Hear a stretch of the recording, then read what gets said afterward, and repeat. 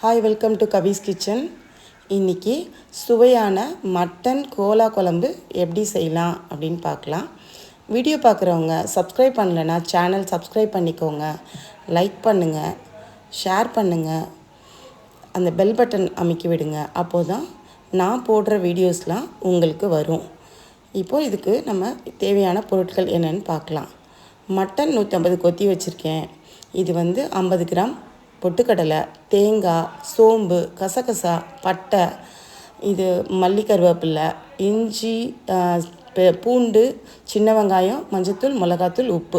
இப்போது இதுக்கு மட்டன் நெஞ்செலும்பு ஒரு 1/4 கிலோ, முள்ளங்கி, இஞ்சி பூண்டு, இது கருவேப்பிலை, கொத்தமல்லி, பட்டை, சோம்பு, வெங்காயம், தக்காளி, பச்சை மிளகா, தேங்காய் குழம்புக்கு, இது மிளகாத்தூள், மஞ்சத்தூள், மல்லித்தூள், புளி. இது குழம்புக்கு தேவையான பொருட்கள். இப்போது நம்ம அந்த நெஞ்செலும்பை இஞ்சி பூண்டு போட்டு இது ஒரு 10 மினிட்ஸ் குக்கரில் வச்சு வேக வச்சுக்கிறோம். இப்போது கோலாக்கு பொட்டுக்கடலையை நுணுக்கி தனியாக வச்சுக்கணும்.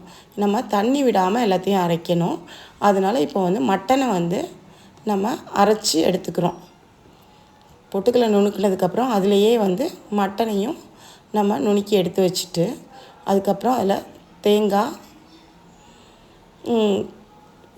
சின்ன வெங்காயம், இஞ்சி, பூண்டு, அதில் 2 துண்டு பட்டை போட்டிருக்கேன். பட்டை, சோம்பு, கசகசா எல்லாத்தையும் நம்ம நைஸாக அரைச்சி அந்த மட்டனோடு சேர்த்துக்கிறோம்.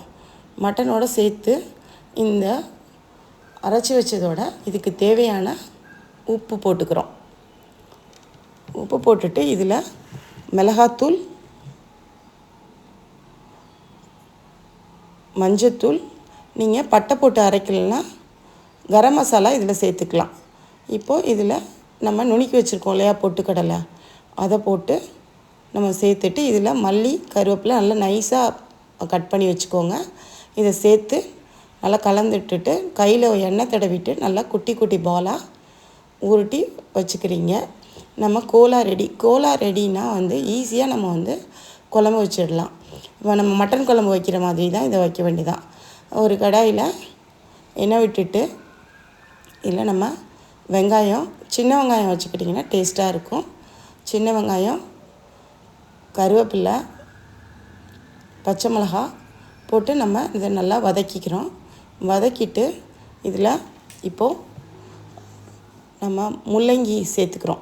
முள்ளங்கி எப்போயுமே நம்ம டைரெக்டாக குழம்புல போடாமல் வெங்காயத்தோடு நம்ம வதக்கிட்டு சேர்த்தோன்னா வாசனை நல்லாயிருக்கும். இப்போது இதில் தக்காளி சேர்த்து வதக்கிக்கிறோம். வதக்கிட்டு இப்போது இதில் குழம்புக்கு தேவையான மிளகாத்தூள் 1.5 ஸ்பூன், உங்களோட காரத்துக்கு ஏற்ப நீங்கள் போட்டுக்கோங்க. 1.5 ஸ்பூன் போட்டிருக்கேன். மல்லித்தூள், மஞ்சத்தூள் போட்டு நம்ம நல்லா இதை வதக்கிக்கிறோம். வதக்கிட்டு இப்போது இந்த குழம்புக்கு தேவையான அளவு உப்பு சேர்த்துக்கலாம்.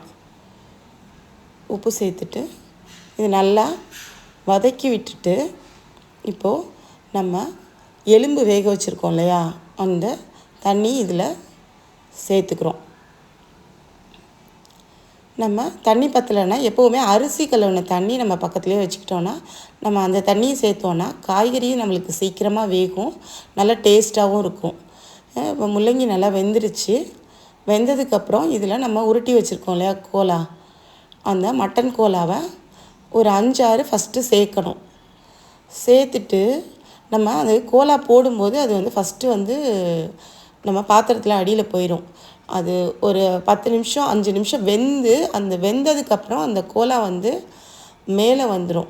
மேலே வந்தால் தான் அந்த மட்டன் கோலா நம்மளுக்கு வெந்துருச்சு அப்படிங்கிறதுக்கு அடையாளம். அதுக்கப்புறமா நம்ம பாக்கி இருக்க கோலாவும் ஒரு 4-5 கோலா அட் அ டைமில் எப்போவும் சேர்க்கக்கூடாது. கொஞ்சம் கொஞ்சமாக சேர்த்து அது அதுக்கப்புறம் போட்டு எல்லா கோலாவும் இப்போ வெந்து நல்லா மேலே வந்துருச்சு. இதுக்கப்புறம் இப்போ இந்த குழம்புக்கு தேவையான அளவு புளி ஊற்றிக்கிறோம். புளி ஊற்றிட்டு தேங்காயும் சோம்பும் போட்டு குழம்புக்கு அரைச்சி வச்சுருக்கேன். அதை நம்ம இதில் ஊற்றிக்கிறோம்.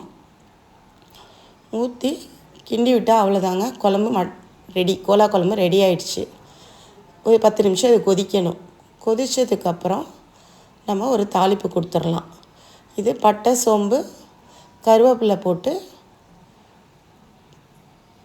மேலே விட்டால் குழம்பு ரெடி ஆயிடுச்சு. இதில் நம்ம கட் பண்ணி வச்சுருக்க மல்லித்தழை மேலே சேர்த்துக்கிறோம். அவ்வளோதாங்க, டேஸ்டான கோலா குழம்பு ரெடி.